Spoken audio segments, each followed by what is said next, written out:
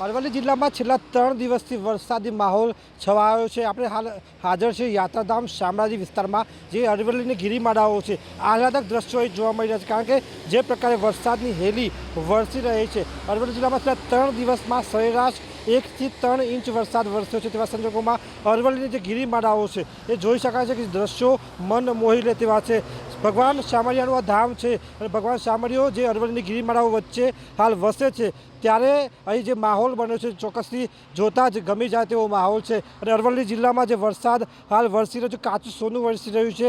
જે પ્રકારે ખેડૂતોએ વરસાદની આશા રાખી છે, વાવેતર કર્યું છે, ત્યારે વરસાદની હેલી જે ધીમી ધારે વરસાદ હાલ જિલ્લામાં જોવા મળી રહ્યો છે। સમગ્ર જિલ્લામાં સાર્વત્રિક વરસાદ છે। લગભગ છેલ્લા 3 દિવસમાં સરેરાશ 1 થી 3 ઇંચ વરસાદ વરસ્યો છે, ત્યારે ચોક્કસથી અરવલ્લીની જે ગિરિકંદરાઓ છે એ ચોક્કસથી જોઈ શકાય છે કે મન મોહી રહી છે।